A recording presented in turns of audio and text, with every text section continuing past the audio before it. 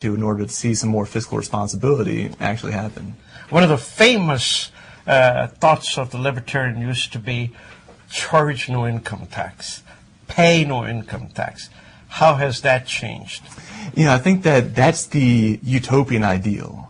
But to me, very much liberty is like a direction. It's not a utopia. It's what you're moving towards. So we're not saying we want no taxes tomorrow. We want to, let's start to reduce government spending. And if we reduce it enough, then we can start to lower taxes. And then if we lower taxes, then we're going to have, more, prosperity. People can spend, in the private sector, and then maybe we can lower taxes even more. I mean, that's the idea. For example, one of the main things that we've been talking about is something called a fair tax. And the interesting thing about the fair tax is people actually don't realize who pays extra low taxes. People say, of course, the poor pay lower taxes, which they do because they have less money. Sure. But who else pays lower taxes? Who? One, the independently wealthy, the Kennedys, because that money is inherited. It's not income. So they don't pay income tax on it in the first place. If anything, they pay a little bit of capital gains, which is much less than income. So they're getting taxed less. Who else? Anybody who's off the grid. Any kind of criminal essentially pays less taxes. In fact, they pay no taxes because they don't have official income. Yeah. So one thing that we've been talking about is something called a fair tax. And the idea of a fair tax is it's like a sales tax, which means that everybody pays it. And no matter how rich or poor you are, you pay some of it.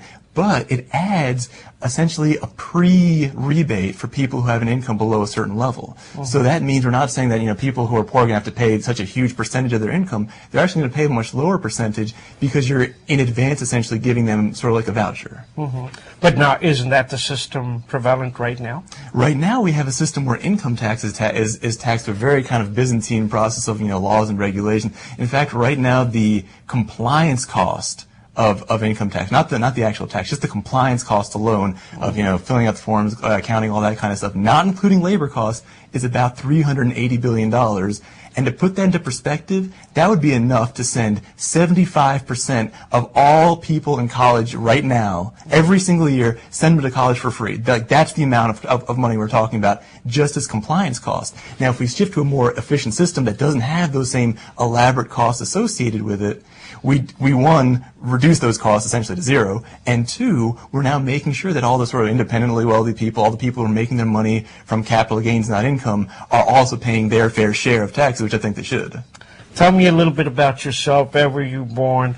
What did you do? How did you get into Washington, D.C.? Yeah, I was actually born very close to here. I was born in Silver Spring. I grew up in PG County. Then later on, we moved to Bethesda. I went to the Landon School for Boys. After that, I went to Brown University. I studied math and economics. After that, I worked as an actuary for about half a year. And after that, I started my own company. It's called Arvin Vohra Education. And that's a company that specializes in high-end education, ranging from private tutoring to software design, group classes. I actually wrote a book recently. It's pretty much anything related to education we do. What was the book about? The book is called The Equation for Excellence, How to Make Your Child Excel at Math. And it's a book that's designed to illustrate to parents some of the techniques that high-end private tutors use. I mean, the tutors that are charging over $100 or over $200 an hour, what is it that they do? Because they're not just reading a textbook more slowly, they're doing something fundamentally different. And this book talks about what that fundamentally different thing is. Like what?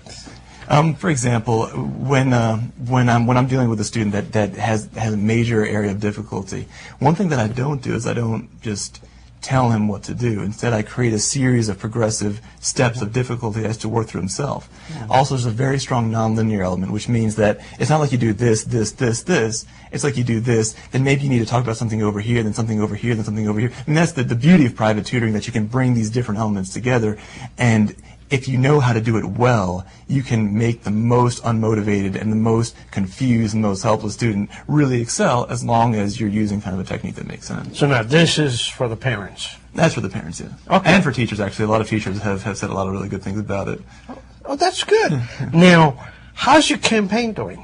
The campaign, it's really amazing to see how in the day of social media, how fast it's spreading.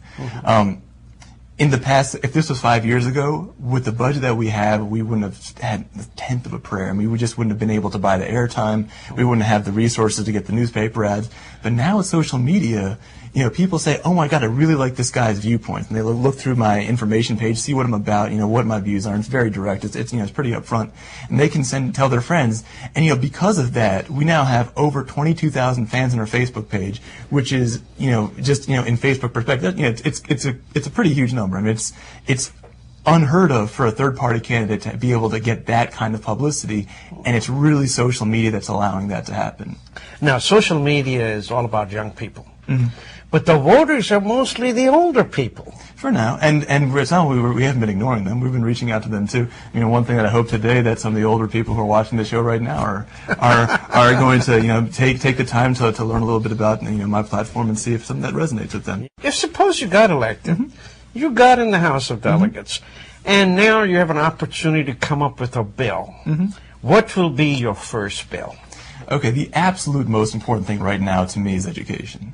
I mean, there's parts of Maryland that actually have pretty good education, for American education, which internationally is not doing so well. And there's parts of Maryland that don't. I mean, inner city Baltimore right now does not have a good educational system.